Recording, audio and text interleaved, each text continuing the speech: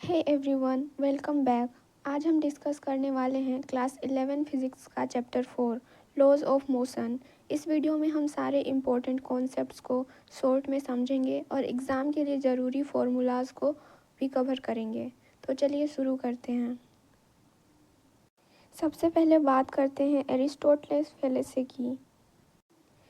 An external force is not required to keep a body in uniform motion.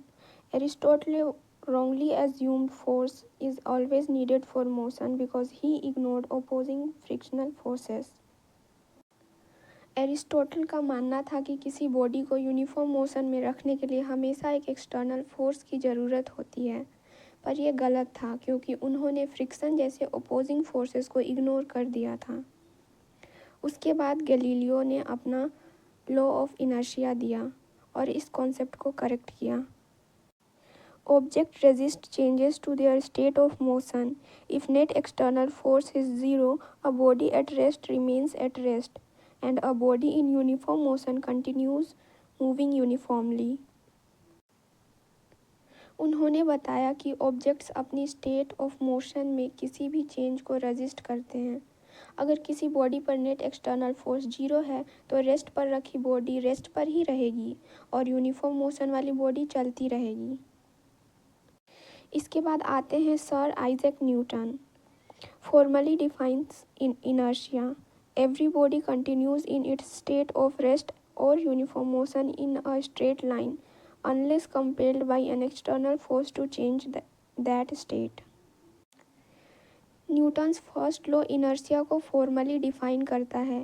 ये कहता है कि हर एक बॉडी अपनी रेस्ट की स्टेट या स्ट्रेट लाइन में यूनिफॉर्म मोशन की स्टेट को तब तक मेंटेन रखती है जब तक कोई एक्सटर्नल फोर्स उसे अपनी स्टेट बदलने पर मजबूर ना करे। Newton's second law and momentum. The rate of change of linear momentum of a body is directly proportional to the applied force and takes place in the direction of the force.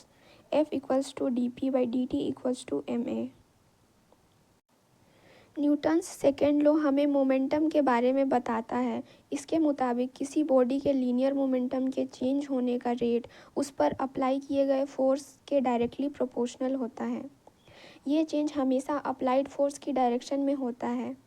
Mathematically force momentum के time derivative के बराबर होता है, जिसे हम F equals to ma भी लिखते हैं। Impulse a large force acting for a very short time duration changing momentum significantly. Impulse equals to force into time equals to change in momentum.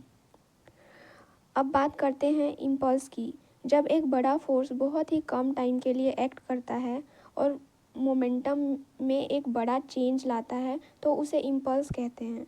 Simple words में impulse is equal to force multiplied by time interval, जो कि total change in momentum के बराबर होता है। इसके बाद आता है Newton's third law. To every action there is always an equal and opposite reaction. Forces always occur in matched pairs between interacting bodies. To every action there is always an equal and opposite reaction. यानी हर action का एक equal और opposite reaction होता है। एक बात ध्यान रखिएगा कि फोर्सेस हमेशा पेयर्स में ही अकर करते हैं। नेचर में कभी भी सिंगल आइसोलेटेड फोर्स नहीं होता है। Law of conservation of linear momentum. The total linear momentum of an isolated system remains constant if the net external force acting on the system is zero.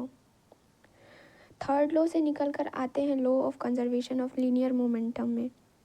अगर किसी isolated system पर net external force zero हो तो उस system का total linear momentum हमेशा constant या conserved होता है। Equilibrium of a particle. A particle is in mechanical equilibrium when the vector sum of all external forces acting on it is exactly zero. जब हम इक्विलिब्रियम ऑफ अ पार्टिकल की बात करते हैं तो इसका मतलब है कि अगर किसी पार्टिकल पर लगने वाले सारे एक्सटर्नल फोर्सेस का वेक्टर सम जीरो हो जाए तो वो पार्टिकल मैकेनिकल इक्विलिब्रियम में होता है। The next one is friction. Opposing force resisting relative motion, static friction Fs self-adjusts up to a maximum limiting friction. Kinetic friction Fk acts when relative sliding starts. अब आते हैं एक बहुत ही important force पर, जो है फ्रिक्शन। फ्रिक्शन एक ऐसा अपोजिंग फोर्स है जो दो सरफेसेस के बीच के रिलेटिव मोशन को रोकता है। स्टैटिक फ्रिक्शन एक सेल्फ एडजस्टिंग फोर्स है जो अपने मैक्सिमम लिमिट तक बढ़ता है, जिसे लिमिटिंग फ्रिक्शन कहते हैं, और जैसे ही स्लाइडिंग शुरू होती है वहाँ काइनेटिक फ्रिक्शन एक्ट करने लगता है। Circular motion and banking. Centripetal force mv²/r acts towards the center.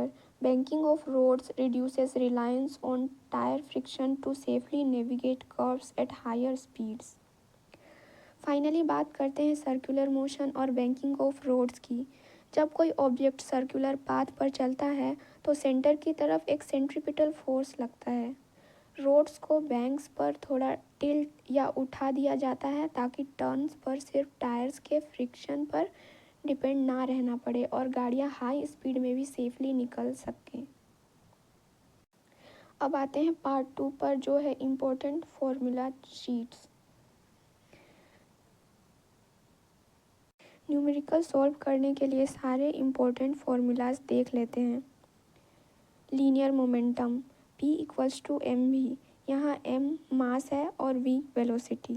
Newton second law F equals to m a equals to d p by d t, जिसमें F फोर्स है और A acceleration और P momentum.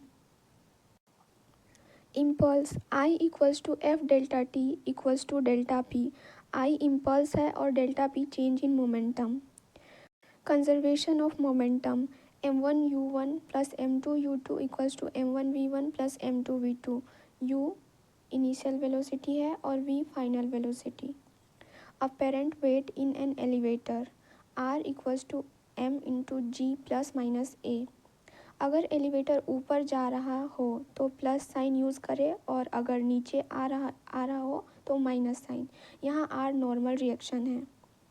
Maximum static friction f s max equals to mu s into r into, इसमें mu s जो है वो coefficient of static friction है। Kinetic friction force f k equals to mu k into r, इसमें mu k जो है वो coefficient of kinetic friction है। Connected motion pulley system. अगर दो मासेस कनेक्टेड हैं जहाँ m1 बड़ा है m2 से, तो उनका कॉमन एक्सेलरेशन होगा जो है a equals to m1 minus m2g by m1 plus m2, और स्ट्रिंग में टेंशन होगा T equals to 2m1 m2g by m1 plus m2। Maximum speed on flat road v max equals to under root mu s into g into r, जहाँ r है radius of the circular track. Optimum speed on banked road v not equals to under root g into r tan theta. Theta angle of banking है। Maximum speed of banked road with friction v max equals to under root g into r into mu s plus tan theta by 1 minus mu s tan theta.